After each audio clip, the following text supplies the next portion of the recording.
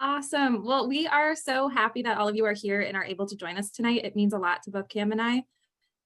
Um, so I'll get us started and then I'm going to turn it over to Cam, who's worked really hard on making this program happen. And I'm just going to start us off with a land recognition statement. So my name's Emily. I'm an instructional librarian at the La Crosse Public Library. And the land recognition statement was written by our amazing archivist, Jenny. And we really are so excited to have you here. The La Crosse Public Library acknowledges that it occupies the ancestral lands of the Ho-Chunk, who have stewarded this land since time immemorial. The city of La Crosse occupies land that was once a prairie that was home to a band of Ho-Chunk.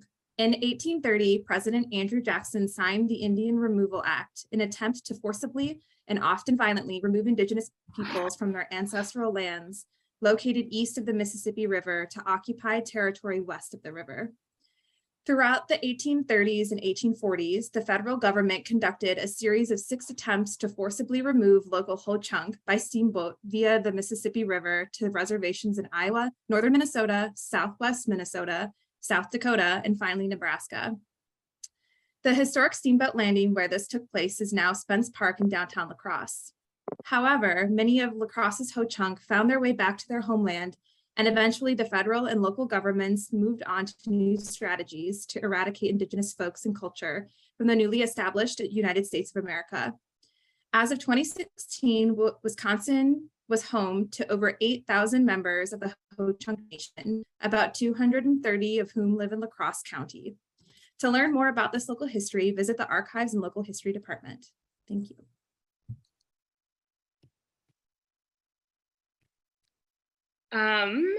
Thank you, Emily. So I'm going to get us kind of oriented with an introduction for the night. So September 18th to 24th marks Banned Books Week.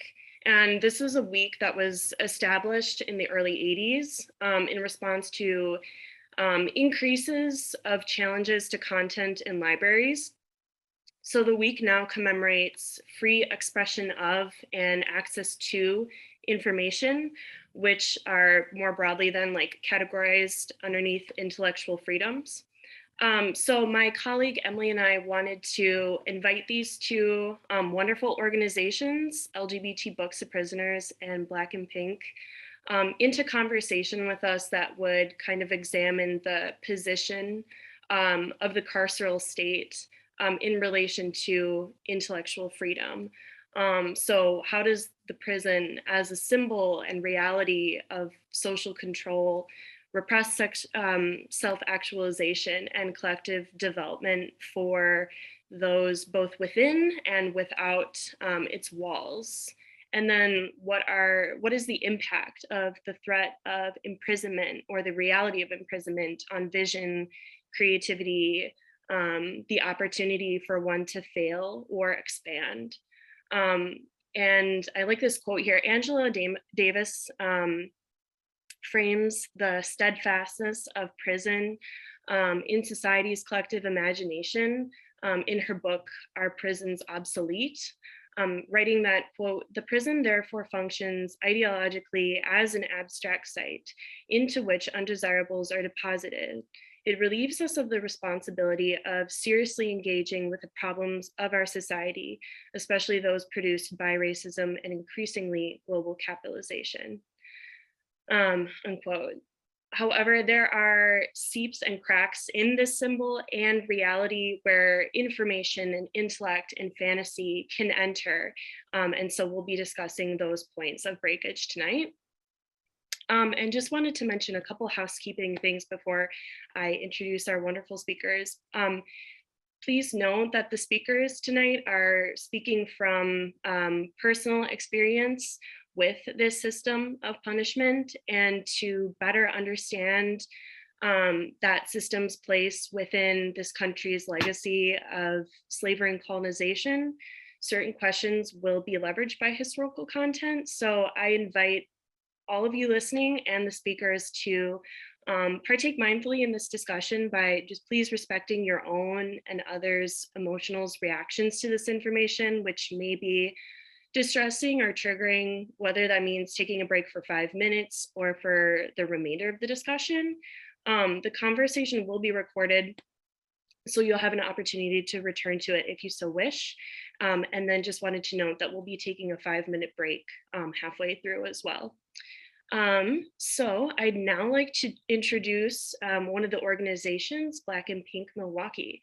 Black and Pink Milwaukee is a collective based in Milwaukee, Wisconsin, organizing from an abolitionist feminist praxis to support currently and formerly incarcerated people who identify across the LGBTQ spectrum and or living with HIV/AIDS in Wisconsin.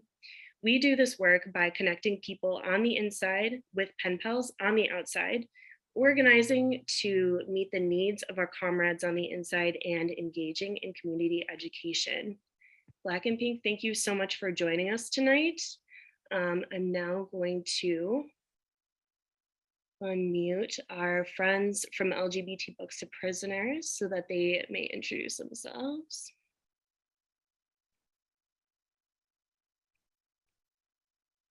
And we have Catherine.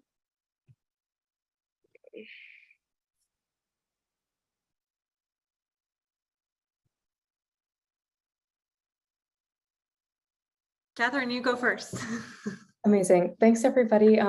Very glad to be invited and to share space with everyone here. So my name is Catherine Cherrick-Briggs. I have been working with Books to Prisoners since I think 2014, something like that. And was grateful to be able to come in. And I just want to let you know also, I'll keep the chat open and respond to folks in the chat if that's a more comfortable way for y'all to ask questions.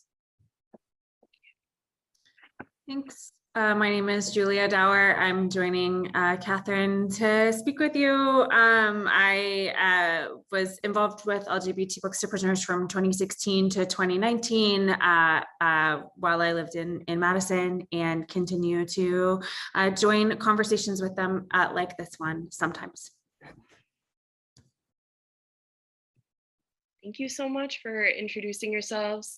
I also just want to give Danny and Lisa a second to add on if there's anything else that you wanted to mention before I turn it over to Emily and dive into questions.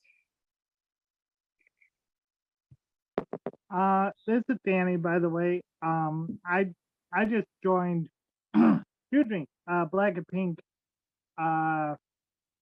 just recently out of 2019. Well, actually, I take that back. I'm sorry, 2021, because I just got released from prison. Out of the 10-year bit, I did only 5 inside, and I'm on parole right now.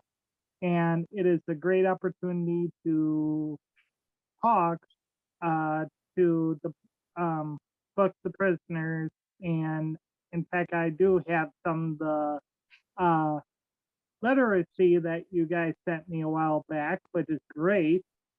But no, I do not have it with me at the time. But maybe I'll show off a little later. But thanks for the opportunity. That's so great to hear, Danny. Sorry to interrupt. I realized that we didn't describe LGBT Books to Prisoners, and it might be useful for folks to hear about the differences between the two orgs briefly. So you heard about Black and Pink, which we love, like definitely friends and comrades in this. And LGBT Books to Prisoners is technically a nonprofit, but it's all volunteer run, and we're based in Madison and serve incarcerated queer and trans people across the country. And so it's a nationally serving project, and we are an abolitionist project, obviously, which to us means a lot of things that we'll talk about more, but especially when you think of Books to Prisoners projects, you might think of missions like education or literacy or parole or something. And instead, we are focused on serving the individual only. So not working with prison libraries, letting folks have agency over exactly what they would like to receive with no particular value behind that beyond letting folks be seen and heard as humans and have access to some leisure and some education and whatever they're looking for. So it's I don't know, maybe a 15-year-old project in its current form, and has a little bit longer history connected to Wisconsin Books to Prisoners, another org that we share space with. Julia, is there anything I'm missing? Thank you.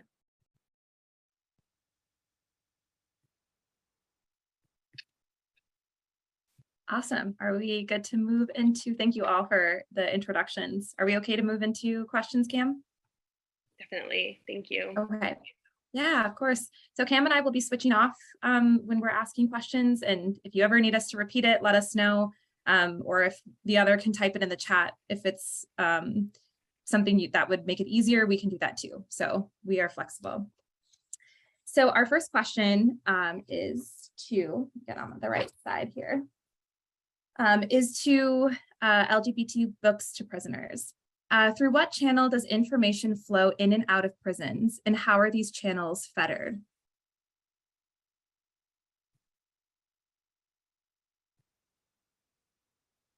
So I can give just a starting point of a response to that very big question, and just say that one way that a lot of information flows in and out of prisons is by mail, and that's the primary avenue through which we send things into prisons and also hear back from people who we're trying to reach. And the mail system, getting mail into prisons can be really difficult. Knowing that your mail has been received in a prison can be really difficult, and getting your letter back out in a timely fashion can also be really difficult for reasons of access to money for postage and writing supplies, because prison mail rooms can fail to deliver mail or open and go through packages and remove items from them. So that's just like a very opening sort of place to start, which is that we are very reliant on the mail because of the kind of work we do, which is trying to get physical objects into people as a sign of care. And that can be really hard. Mm-hmm. Thank you. Catherine, anything to add, or can I go to the? I mean, I think remembering that the mail is all directions, right? So it's definitely like organizations in, but it's also individuals in, and it's individuals that are on the inside back and forth with each other. So we would talk to folks who are organizing within their own context and across prisons and across other institutions, which is really cool. And it also, you know, we have a partner, or, you know, other books to prisoners projects in the country that are partially governed by people on the inside. And so they have to use the mail system in order to do that. And so things are very slow. It's a different pace than you might imagine, or that folks might be used to in their own kind of community organizing, which doesn't exactly answer your question, but I think folks forget that there's relationships among people on the inside too, and that's often facilitated by mail. Yeah, thank you. We appreciate that. And a follow-up to this question as well. What entities and power structures profit from controlling the information that flows in and out of the prisons? Many, right? We're seeing this especially, and there may be more questions about this, but we see this especially with states getting contracts with private companies that receive the mail, usually in a different state, and then digitize it. So that people don't actually get to hold the mail that they're receiving. So like letters or any pieces of paper. And it's bad for the people writing, it's bad for the people receiving, it costs money, it's unreliable. Folks don't have access to working digital tools to see the stuff and have long-term access to it, right? You can't hold it. And that's purely money making. So it's not just the states, but that's something that we've seen in Pennsylvania, and it's coming up with in other states as well. So that's one industry I can think of. Julia, what else are you thinking about? I just think the arbitrary, often very arbitrary refusal to circulate information is an extraordinary show of power. And so, you know, the carceral state benefits from limiting information. It is a show of capricious and arbitrary power that that sort of constantly manifests. And it's, you know, to send a book and then get a letter back 3 weeks later or 3 months later that says, I got the package for my book, but the book wasn't in it because they took it out and they won't give it to me, right? Like that this is an expression of power that is reaching those who are trying to send things, and also, of course, reaching folks who are incarcerated. And you know, in the name of so-called safety, almost any arbitrary choice can be made, and that's, you know, it's one powerful expression of the prison's power, of the power of surveillance, and yeah.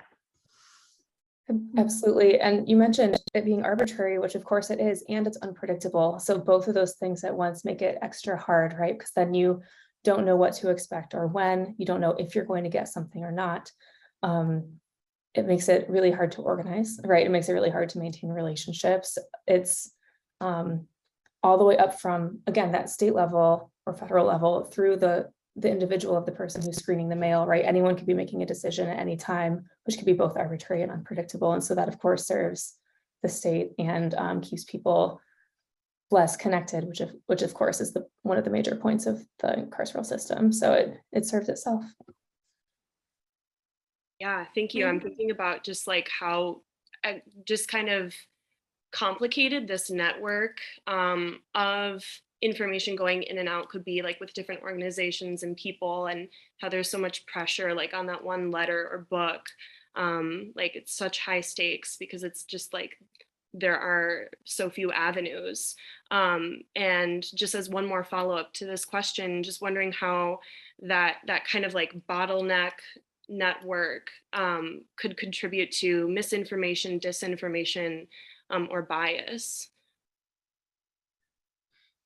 Yeah, I'll just offer, this is like sort of half a response to your previous question and half a response to this one, which is that it's just worth naming that sometimes there are very few places from which information or books can be received. So there might be one approved dictionary or one very narrow set of titles or one very particular vendor with whom, you know, that a particular prison or a particular state prison system has approved as someone who can get information to folks inside. And so that's a profit question. Like there are companies that are benefiting from being the designated corporations that are sending materials. But it's also a bias question, which is to say in some instances, a very narrow set of titles or items might be accessible. Right. Yeah. And I'm imagining that like when there aren't that many resources, when only so few are made available, that there's also not transparency over why this dictionary versus this one, or, you know, this dictionary doesn't include words that I'm using or isn't updated or something like that. So thank you both for offering your insight on that opening question. So I'm now going to direct this one to Black and Pink, our folks from Black and Pink. What kind of access to information and literature did you have in prison? And then what other barriers, in addition to maybe those that LGBT Books to Prisoners mentioned, did you experience in accessing these materials?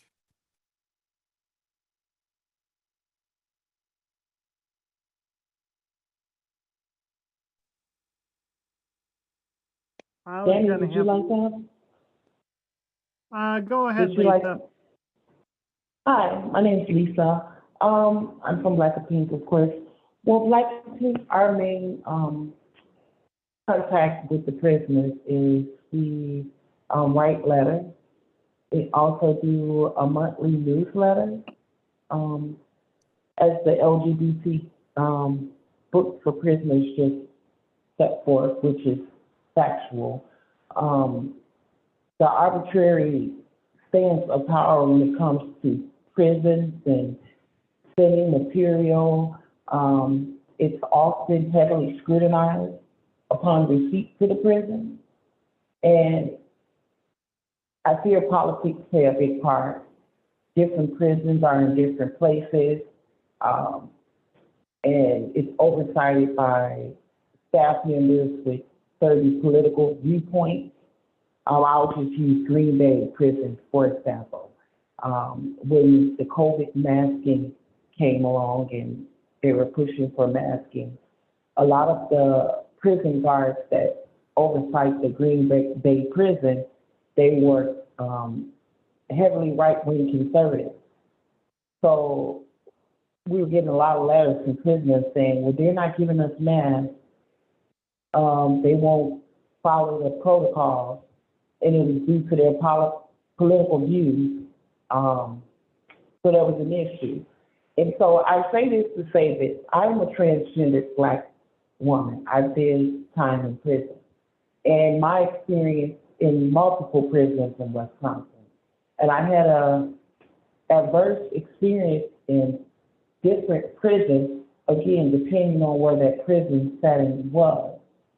So when it comes to the LGBT community and prisons, there's a lot of undue strife. A judge may sentence an LGBT person to prison, but once they're received there, they're often ostracized and outcast. And so any material that may help support them in their rehabilitation that evolves around their gender expression is oftentimes not welcomed by the prison. And there's a lot of undermining going on when it comes to receiving material based on that, your, expression or, so it's, there's a lot of work to be done because, again, unfortunately, politics play a big part in communicating with prisoners in whatever atmosphere that prison may be set in. If you guys wouldn't mind, I would just like to share a quick story. I was in a prison by the name of Red Granite in 2008, and they had threw me into segregation because I was transgendered. They felt that was a way of just pushing me off somewhere and didn't have to deal with the issue, which required me to be locked down 23 hours a day. But I'm a strong person, I dealt with it. But at the time, President Obama was running for office against, I believe, John McCain. And I recall the conversation by one of the guards, and she was telling another guard, I overheard, she said, I don't see what the big issue is. His mother is white, and so he's not all the way black. And all of the guards were going to go out after their shift and pretty much endorse John McCain. They wasn't in agreement with President Obama becoming president due to the fact that he was African American, African descent. But I found that quite odd that you are oversighting a prison with a predominantly African American population, and yet you're not open to that culture to the point where you don't want to see a president that's African American. It was just, it was unbelievable to me. And you oftentimes seen it in the treatment when they were interacting with the prisoners who may come from a different ethnic background. But my thing is, they're building prisons in little towns that used to be farm towns. And there's not a lot of diversity out in these rural areas. And they just drop a prison there, and all of the people that were farmers prior, they drop the farming and come work in a prison, and they don't have any cultural competency when it comes to dealing with a particular ethnic background or LGBT person. And so they come in, and it's like they're using us as studies because they don't know anything about it. And I just find it odd that the system will allow these things to just transpire because there's often a lot of times adverse reactions, undue hardships, and it trickles down all the way to what they allow you to receive from your family and friends when it comes to reading material, even your hair. I used to wear braids in my hair, and one guard told me, go take that hairstyle out your hair. And I'm like, excuse me? And I ended up going to the hole because I had braids in my hair. And I'm like, well, with all due respect, sir, I'm African American. This is how we wear our hair because it's more convenient to get up and go.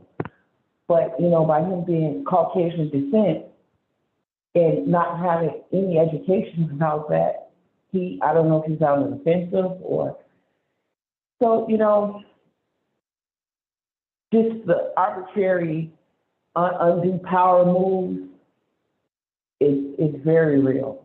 I was astonished when I just heard LGBT books for prisoners say that, because they were right on.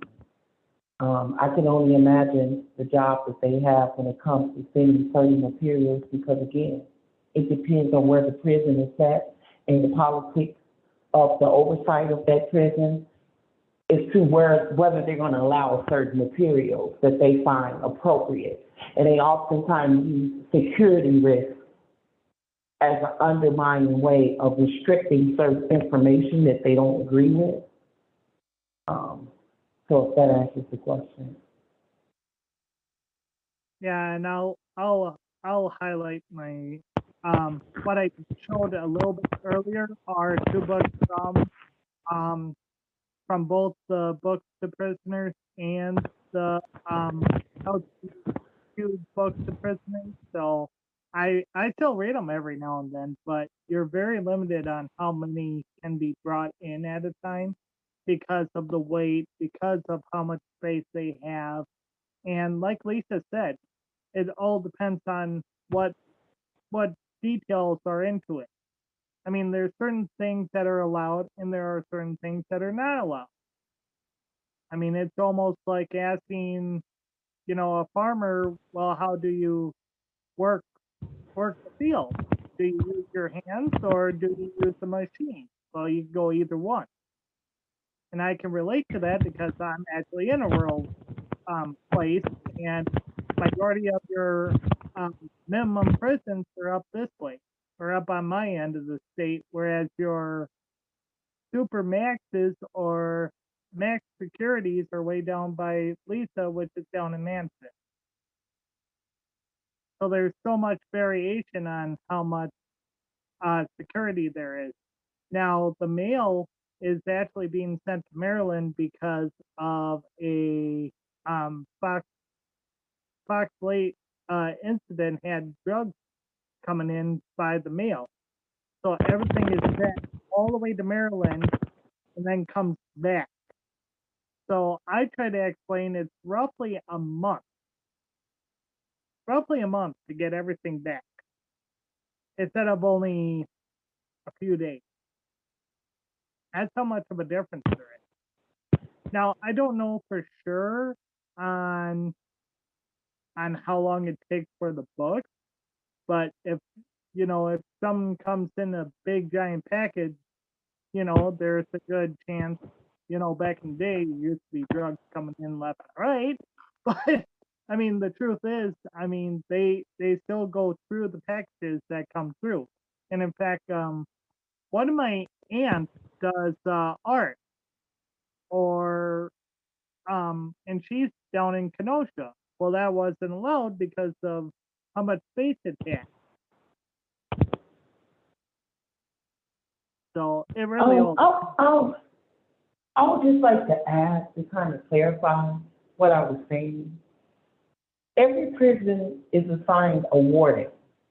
And, all humans are different. We all have our different viewpoints, biases, and beliefs. I mean, to be objective, I believe we're entitled to them.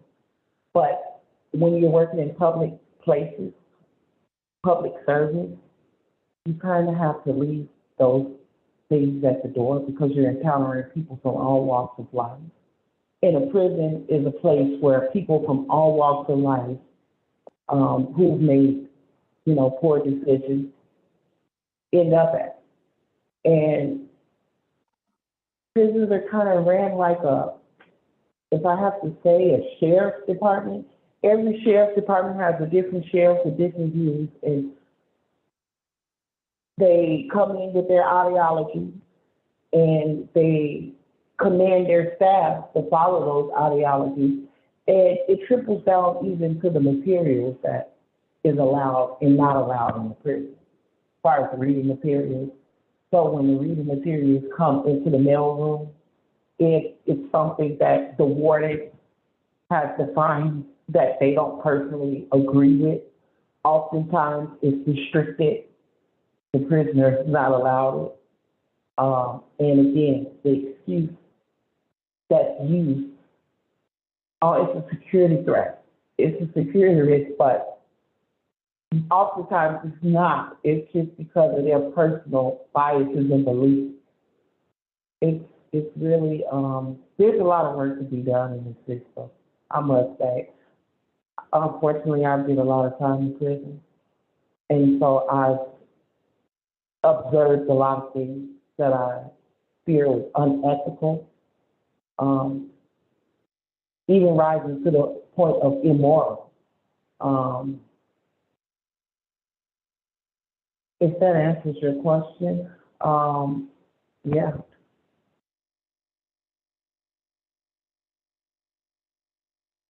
Well, thank you both so much for sharing those experiences with us.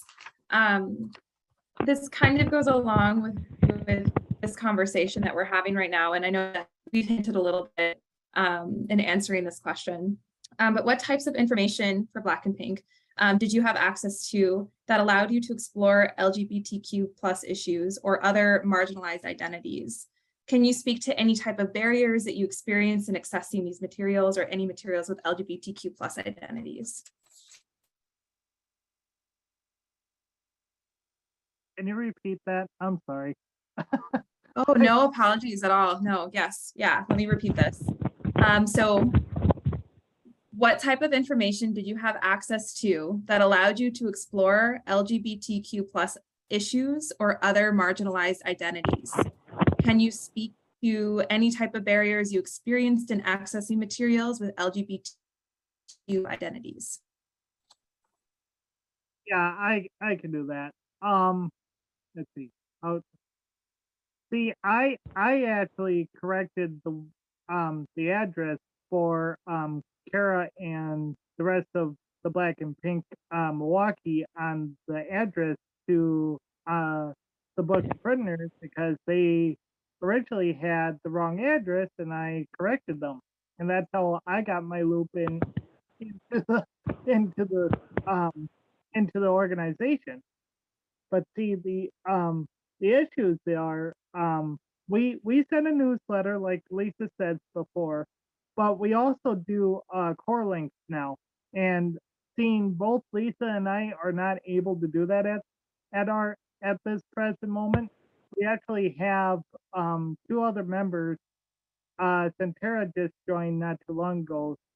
Her and one of our other um, members kind of co-share that uh, duty, just so then that way we can relate to our members while inside. Then I actually facilitate with Kara with the regular meetings, but I also facilitate a project that I'm working on for Inside Advisory Board, which is our inside members, but they can relate, can get back to one of us members on feedback, the minutes, and a few other resources that we send. Now, the resources are very limited. I mean, depending on if you need legal advice, financial advice, or anything like that, and it's very limited on what is acceptable and what isn't. See, I still write a lot to a lot of the members, and some are up in my area, and there's some that are way down in central and southern Wisconsin. Well, I can't necessarily get down there, so I can do these um, meetings on Zoom because of getting approval by my agent. Otherwise, if I wouldn't have approval by my agent, I wouldn't be able to attend these. So that's how much of a variation there is. Now, I know there's variations on how much materials can be sent in, but it all depends on what you ask for too. I mean, I said, well, I helped get one of my pen pals that I still write to didn't have very much for legal advice, so we paired up with a Natural Legal Guide um guild, sorry, out of Chicago, and um we still contact them if we have some issues. So, on the legal end. And it's amazing on how much of collaboration we do with them. But I know that there's a lot of issues that that are extremely difficult, especially like for mental health right now, the opioids and everything else.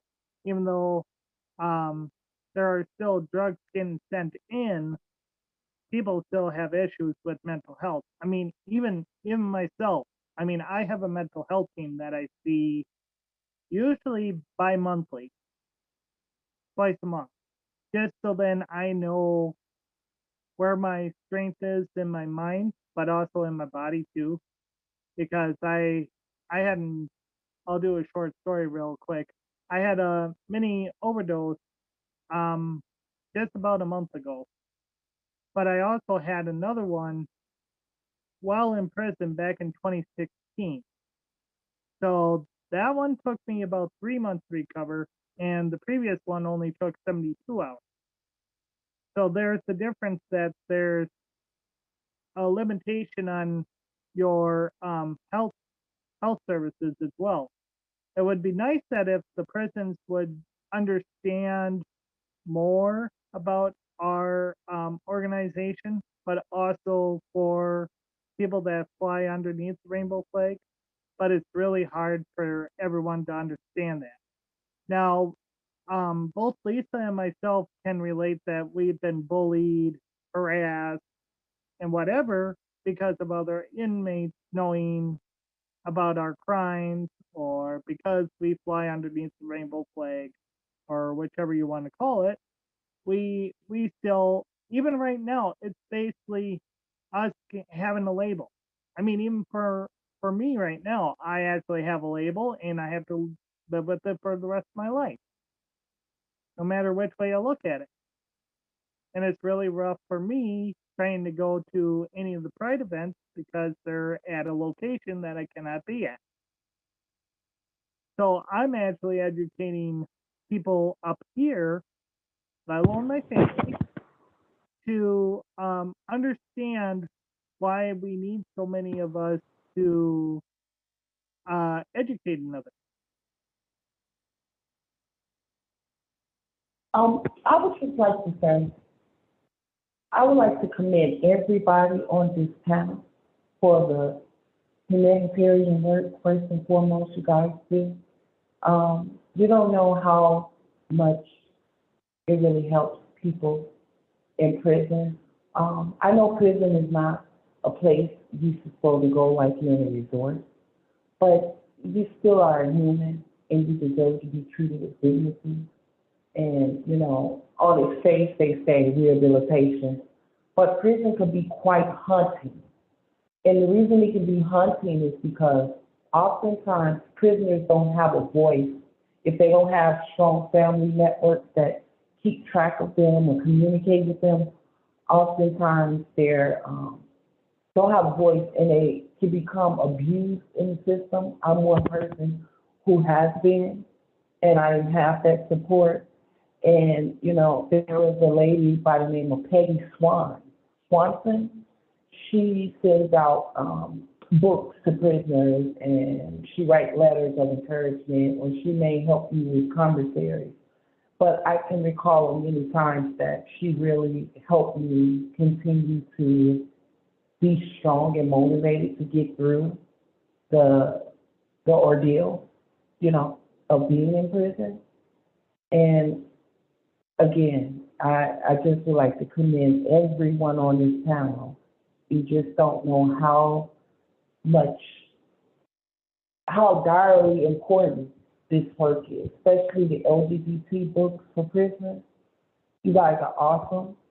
I can only hope that you keep up the great work. The LGBT community within prisons are very ostracized when you're in there.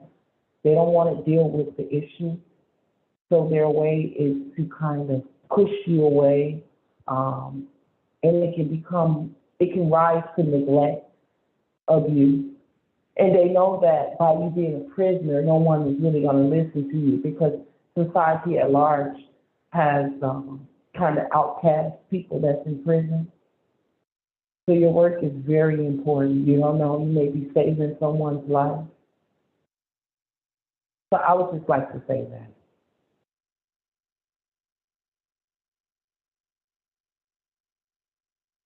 Both so much for sharing all of that with us. We really appreciate that. And Cameron, I'm right to believe right now that we are moving into just like a little 5-minute break so that people can go do things that they need to do, and then we'll reconvene here at 7:17. Cool.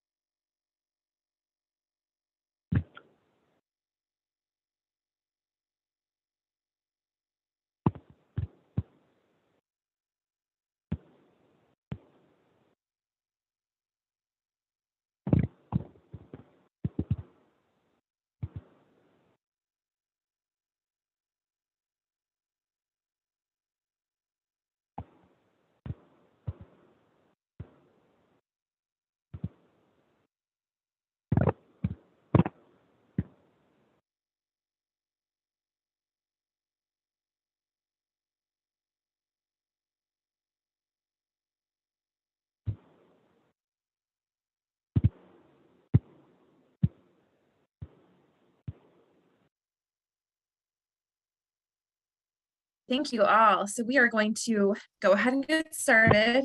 We are ready. This next question is going to be directed at LGBTQ books to prisoners. There's some context here first, and then I'll let you know when the question is coming. So according to the American Library Association interpretation of the Library Bill of Rights on Prisoners' Right to Read, equitable access to information should be provided for people with disabilities. And yet, Project HEARD, a cross-disability abolitionist organization, reported in 2014 that their #DeafInPrison campaign that many deaf prisoners experience prolonged communication deprivation that leads to mental health conditions and losing their ability to socialize and communicate.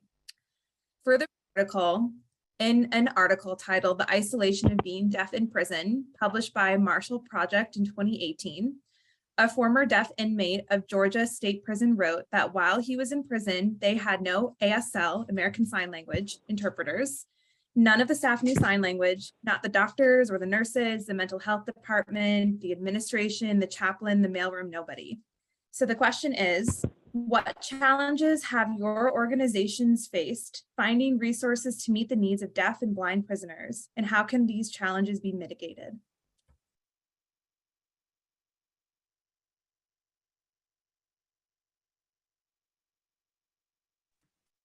So I can just start a response, and Catherine, please pick up where I reach my limit.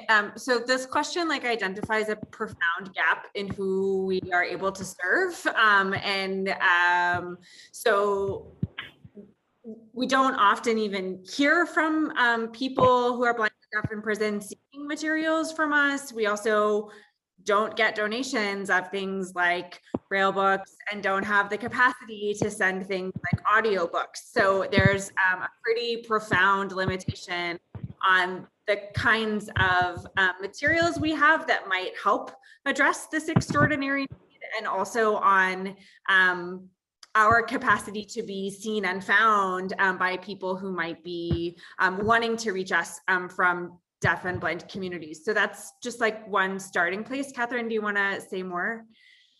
Yeah, we had talked about this question. Julie and I were chatting about what can we offer? And I think some deaf individuals may not disclose their deafness to us. We can still provide them written materials, and we actually haven't tracked that. So something for us to think about in terms of, we have a volunteer built database that we collect a lot of different information in, and there's other things we do with folks' demographic information. So that's something to think about. For blind and visually impaired folks, we do have a large print section, and we can make copies of stuff bigger when necessary, but we absolutely don't have anything close to meeting folks' needs. So this is a really important point. And I am thinking now about the relationships we have with some authors or publishers or famous people that get us money sometimes, and whether there is a relationship to be built there. But then it gets back to Julia's point about whether the materials will be allowed inside at all. And often the answer is going to be no. Yeah, I just, while Catherine was talking, was reminded that we do get requests sometimes from folks who are trying to learn ASL. It's not always disclosed for what purpose. Yeah, perhaps even someone here. So, that is sort of one small offering, is that sometimes we do have ASL learning books that we have sent to folks.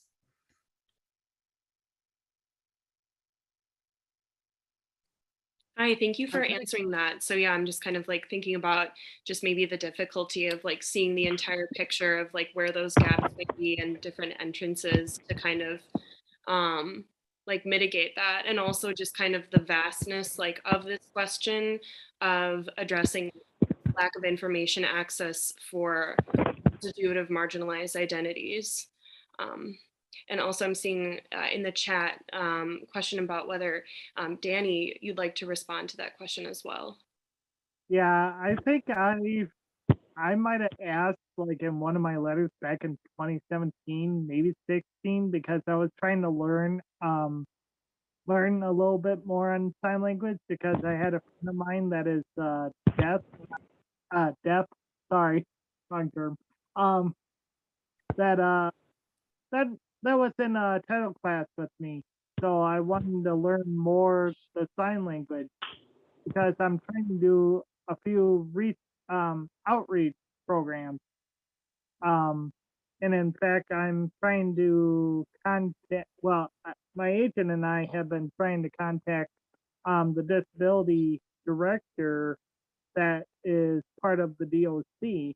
We're trying to see if we can get more information to people that have disabilities. I mean, for my own purpose, I mean, I have a learning disability, and um,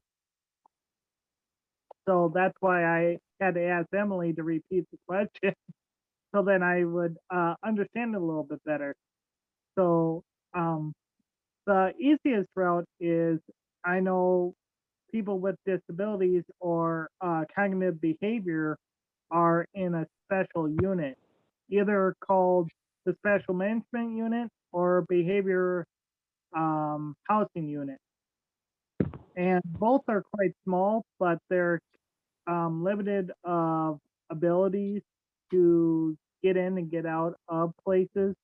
Sometimes you had an escort because of your own protection. And when I was started in prison, that's exactly what I did. Was I ended up going to one of the special management units after a while because a lot of people, like I said, were harassing me and everything else, and I just couldn't handle it anymore. And in fact, right now I'm standing up for myself better because after the um, prior to my release, I actually took a few Thinking for Change program and a few other ones just to help me get more strength and how to approach people. And right now, I'm actually doing a treatment program right now that is actually over Zoom. And like I was teasing the Black and Pink Milwaukee group the last couple of meetings, I said Zoom became my friend real quick because of all the because I need to do it for this group, for them, and for my family too. So we meet quite a bit. So usually I'm on here on a regular basis almost. So it's kind of funny, but back to the question, I like I said, I did ask about possibly getting a sign language book, but the problem is you have what 26 letters, and it's kind of hard to figure out how to uh, how to explain things, while sign language scene. I only know a few words by sign language, but it'd be nice to have some more information on that.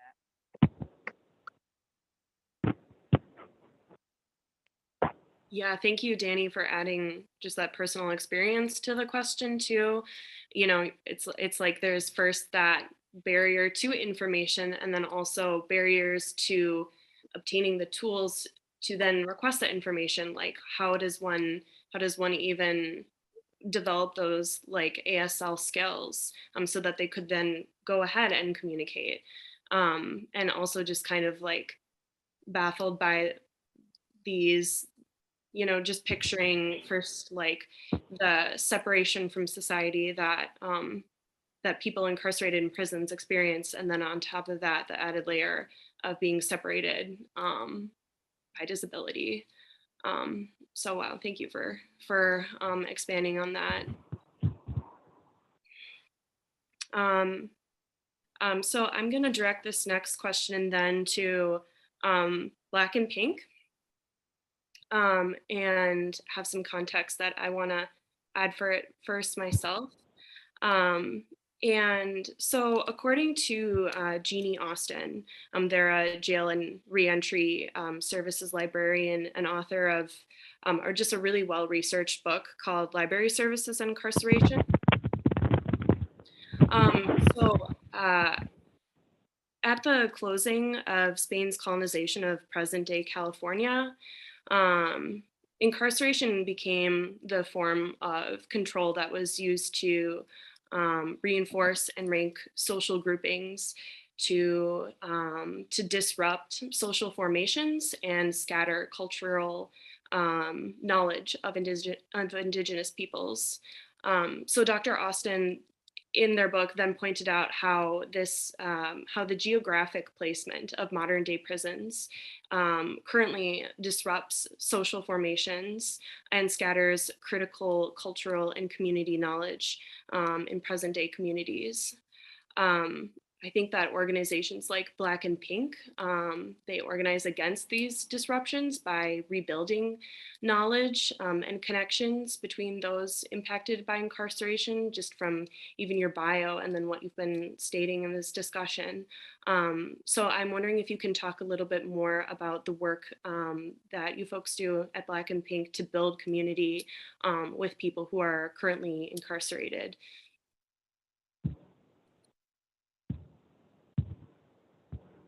Would you like to answer then, or? No, Huh? go ahead, Lisa. Go ahead, Lisa. Well, our main focus of contact, which we found to be very effective, is our newsletters. Again, the prisons scrutinize information that's sent and what they define as allowable or not. So it's a very tough. Transparency is lacking when you're communicating with prisoners and you have the prison oversight in between restricting and reframing certain information that they allow prisoners to have access to. So our main focus has been the newsletters, which has been successful with being acceptable to the prison oversight to allow prisoners to access. And once they have access to the newsletters, they can contact us personally by letter, and we can communicate more effectively that way and build more of a relationship with the prisoners, kind of leaving the prison oversight out of that communication in what they want to restrict and what they don't want to restrict. So that's been our way of effectively communicating with prisoners and providing them the information as far as, you know, informing them of, you know, if I may say, the sham of the system that they've become a casualty to. Because oftentimes our society fails to look at the root of the issues prior to just, you know, storing people in prison and throwing away the key and feeling that's a way of just getting rid of the problem and not dealing with it. So if that answers the question, that's been our more effective way of communicating and trying to bring about change. And oftentimes a lot of prisoners like Danny and myself, when they're released, they come to us and become a part of our group. And, you know, we just try to inform them and change the system in a way that we can, because we don't have limited powers, you know, when you're going up against this big institutional system that's quite lucrative. And that's really what prisons define. They just had a case where the telephone company that provide prison inmates services, they were stealing money from the prisoners and their families. So it was a class action lawsuit because this telephone communicating contractor with these prisons were allowed for years to just milk the prisoners and their families, which were taxpayers. And so, you know, unfortunately, money plays a big part in why this system is so corrupt It needs to be dismantled, and that's just my belief. There needs to be a reset. Yeah, and I'll Most people might not go into it with corruptive, um, with wanting to be corrupt, but oftentimes when the guards join these prisons, it's almost like the police blue code.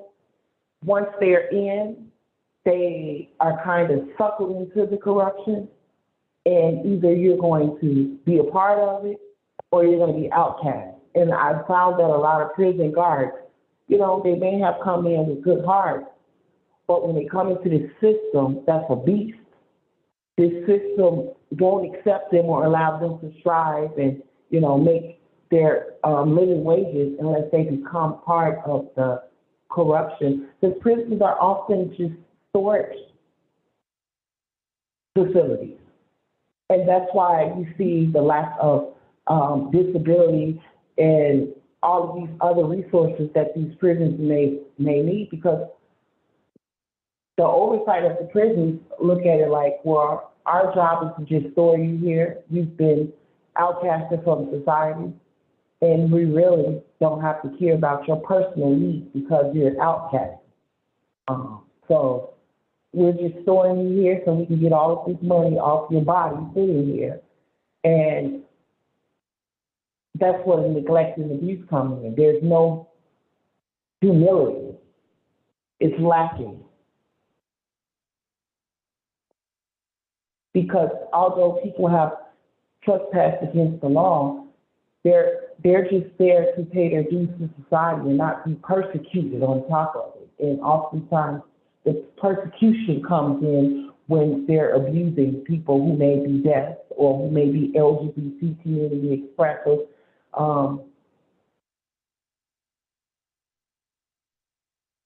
If that answers the question. Yeah, and I'll highlight with Lisa here too. We for our core links and our pen pals, we try to match them as much as we can with the same common interest if we can, and we try to do the same for their resources too. Is try to find a common interest and try to find them the best resources as much as possible. And it's really kind of hard for us to do some of that. Like I said before, the mail goes all the way to Maryland and then comes back. So in fact, like I said before, I try to contact people up in this regional area on the northern half of Wisconsin, while Kara, Centera, and Lisa can easily do it on the southern half. And I'm trying to find someone that can cover the middle, but it's kind of hard to do at this time. So, like I said, we're kind of trying to work on a lot of the values and issues also. I mean, we're working on an orientation for new members to join us, and it's I mean, because we left national back in uh I can't remember, earlier this year, and we just became an independent group in June during Pride Month. So we're still working on a lot of our goals right now, but majority of our roles pretty much stayed the same. There were some that are flexible, like for the facilitator and note taker, we rotate those. So for me, I basically have a social gathering every other month, along with our newsletter. We do every other month, just so then we can highlight um, some of the explanations as to why we left national, what resources are available. There are a few things that we could easily do, but there are a few things that we can't do because of limited space. in the newsletter.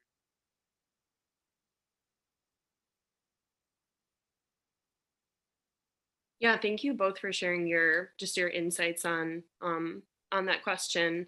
Um, I'm kind of thinking about the different like descriptions that you've given in this discussion about um, ways in which prisons kind of can strip one of of their humanity, and how it seems like a crucial aspect of that pen pal matching is to find common interests and kind of like maybe restore in that way just that commonality between people. And then I was also just kind of like reflecting on when you're talking about the newsletter. I like our archivist could attest to this way better than me, but just how it seems like the newsletter, like that just seems to crop up like more than once, like throughout like histories of queer people communicating with each other like effectively.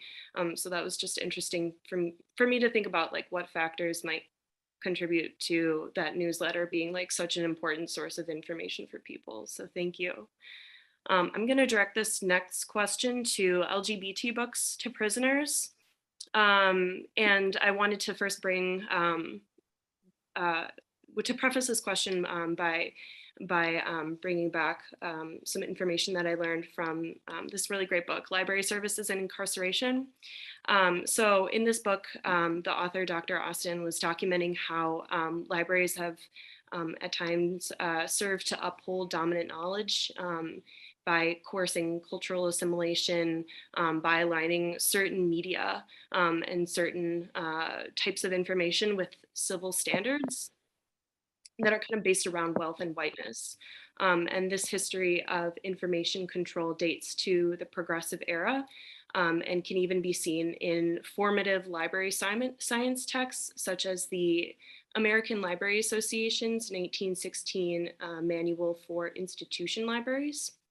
And this manual encouraged that, quote, fiction for prisons and reform schools should be censored carefully, unquote, and that collections be curated around the needs of the, quote, exceptional man among the convents.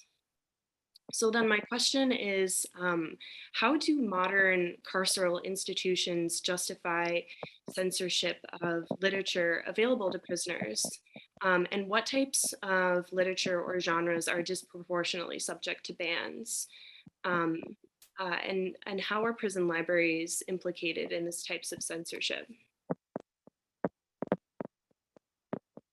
I'm just gonna offer a start to a response. I also just want to, there's a note in the chat that someone's asking if somebody from Black and Pink would describe the org again. So I just wanted to raise that question up for whenever the time might come to respond to it.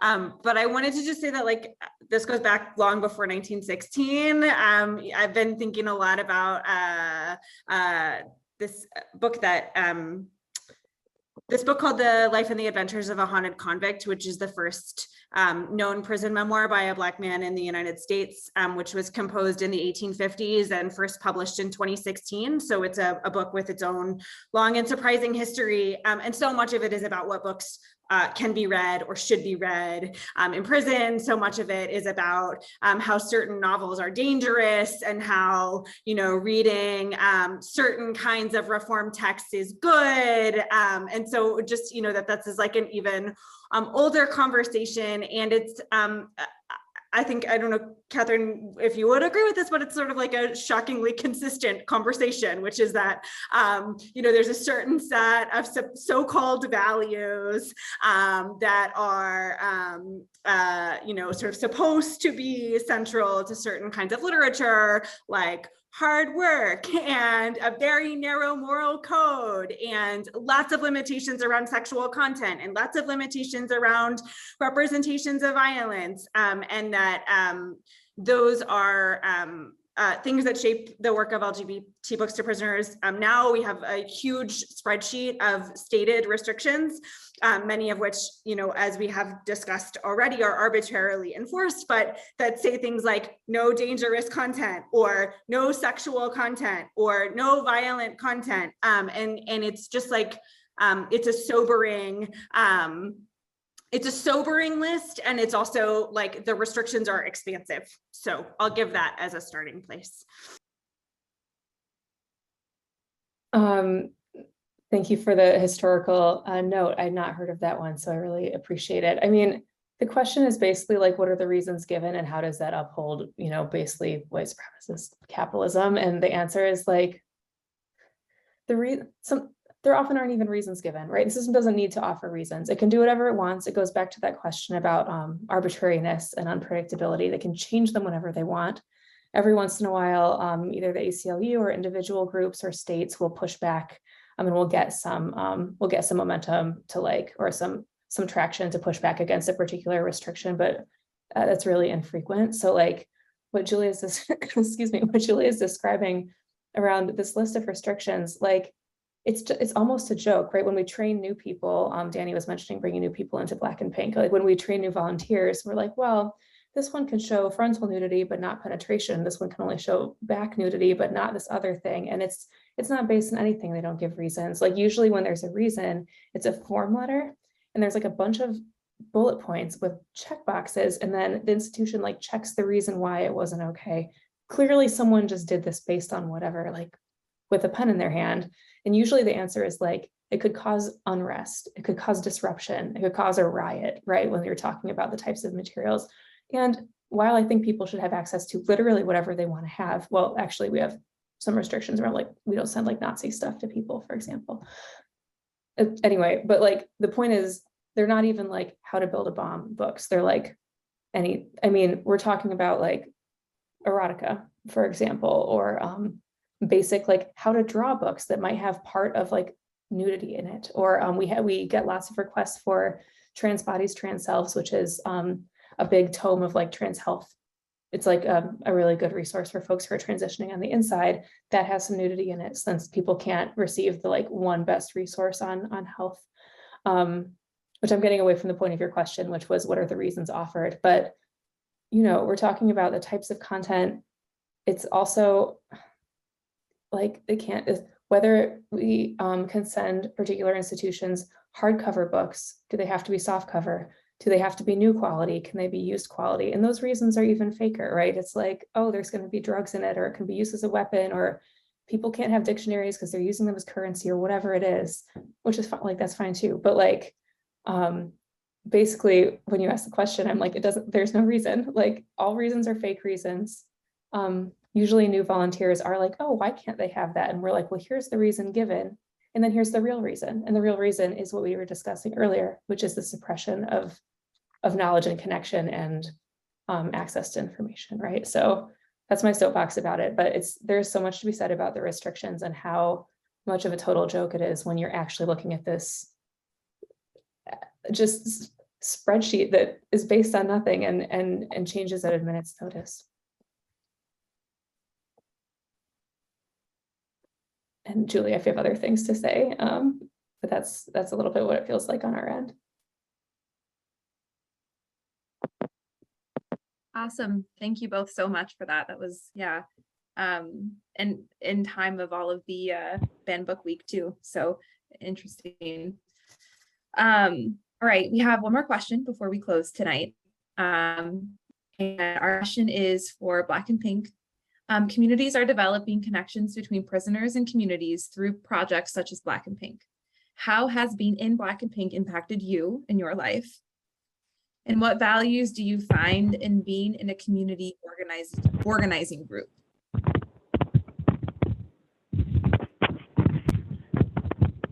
Can you repeat the question again? Sorry. Absolutely, yeah. No worries at all.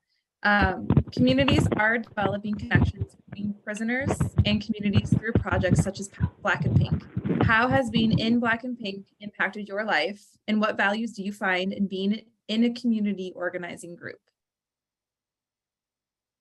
Go ahead, Lisa. I need to answer the other question that got hopped on to the chat. I would just like to ask, and this is from the bottom of my heart. Black and Pink has given me hope again, being back in society. Because oftentimes when you've been through the system, when you come out, you're continually persecuted over and over again. But when you join groups like Black and Pink, they welcome you with humility and let you know that you can be a productive, proactive member of society, and you do belong, and you can overcome the missteps that you have taken in your past that's taken you down a dreadful road such as prison. I don't know where I would be right now if it wasn't for Black and Pink. I'm so very gracious to be a part of Black and Pink.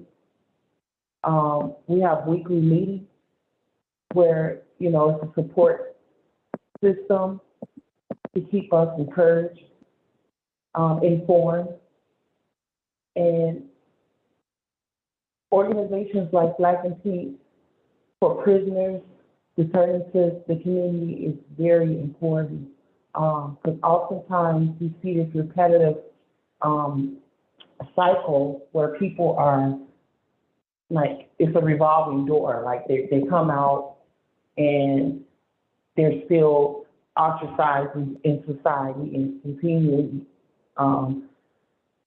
persecuted for something that they paid their dues to society for, and oftentimes it push people back into the system. Black and Pink is a lifesaver. It has really helped me survive upon returning back to the community. I would just like to add one thing, if you would may. I heard you mention something about the indigenous people and how prisons were being used to put them in. And what I found odd about prison is it was kind of,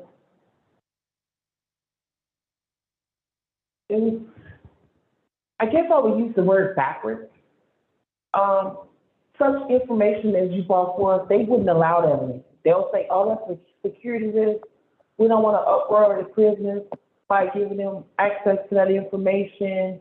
It may cause them to be angered by finding out how the system, how barbarically treated them. But they will give you information to perpetuate the things that brought you there. Being an African-American person, they have a section in the prison library, it's called urban books. And oftentimes what you find in the urban books is material that gives you information that has brought you to the prison. I'll give you an example. They have these books called Donald Goins, and he was the next pimp, and he was a drug dealer and a pimp. And so when I was in prison, I would see the guys, he has a big series. And the guy would be, oh, I'm going to the library to get Donald Goins. And I had to ask him one day, I'm like, well, if you came from that, why would you go read that? You know how that is firsthand. But I had to think deeper about it. The prison was allowing them to have access to that information so that the revolving door can continue. Oftentimes, these guys sit up and read these urban books where he's laying out how to pimp women out and be this big-time drug dealer. And when they get out of prison, their mind is set on trying to live out this book. And I just found it so, it just didn't make sense to me that they will allow that type of material in, but material that'll uplift you and give you knowledge about history and, you know, of the atrocities of our society's past, which perpetuated maybe bringing you into that prison as a product of the environment. They won't allow that information in. They say that it's a security risk. You don't want to uproar them. But it's just, I'm lost for words. I don't know how to explain how backwards it was to me. It just didn't make sense.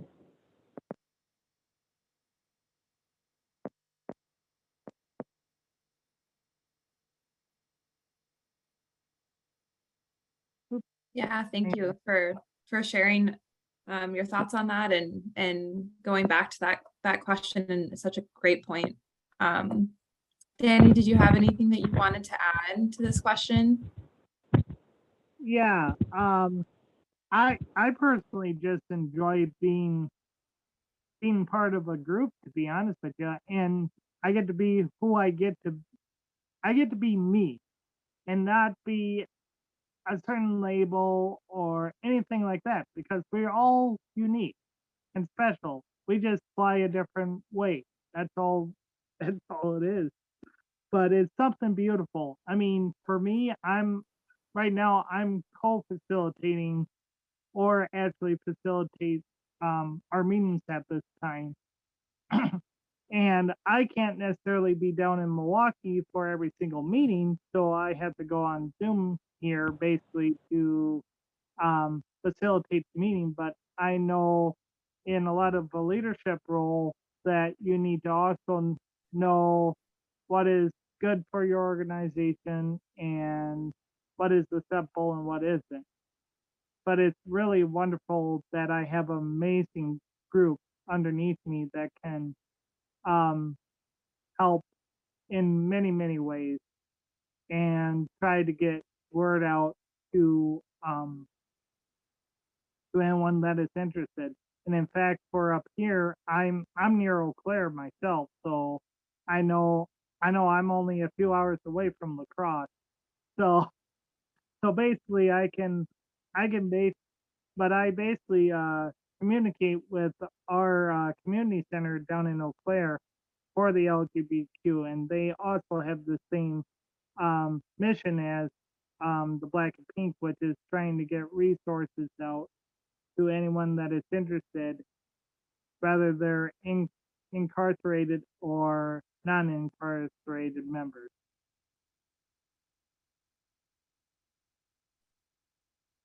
Thank you both for sharing that. And before Emily closes us up here, we just wanted to also ask that same question to LGBTQ Books to Prisoners, just how that organization has impacted your life and what values you find in community. I'm sorry, I didn't include that in our questions beforehand, but if you just have any thoughts off the top of your head, I'd love to hear them.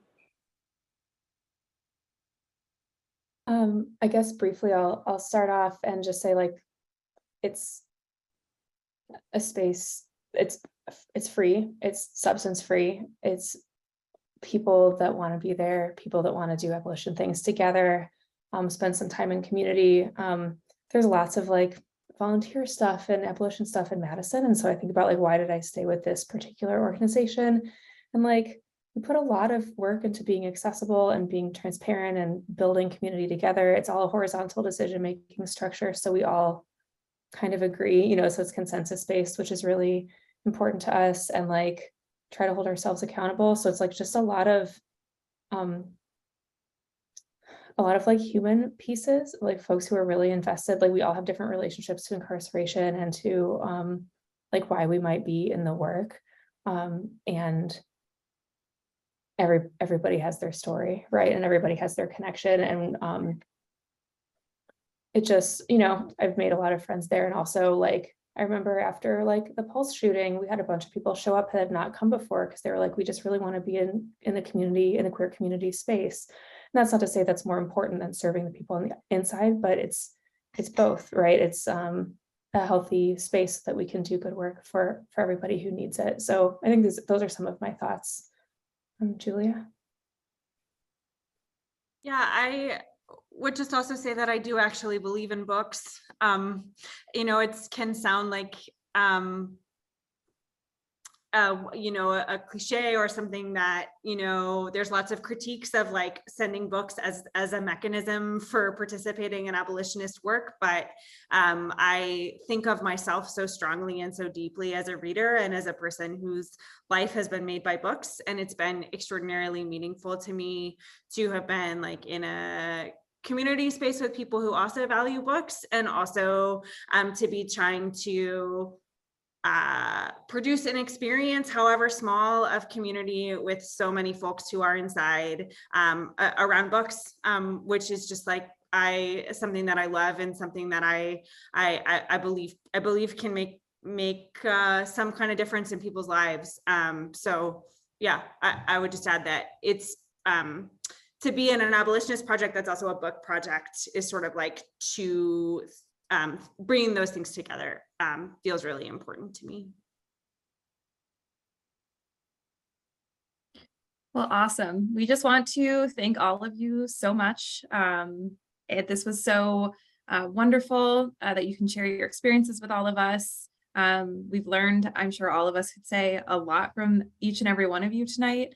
And so thank you so much for giving your time and energy to us here. And for all of those who are here listening, we really appreciate you being here and supporting the library and these two amazing organizations tonight. So with that, there are some folks leaving some information in the chat, which we'll just keep open, but otherwise, I hope you all have a wonderful, restful evening. Thank you. Yeah, and I'll just say quick too that we're recording this and can send it out to anybody who signed up, and we can also include in that links to the organizations if people want to check them out or get involved in their work. Thank you, everybody. Thanks, y'all. Appreciate it. Nice to meet you. And nice to meet everybody. Bye.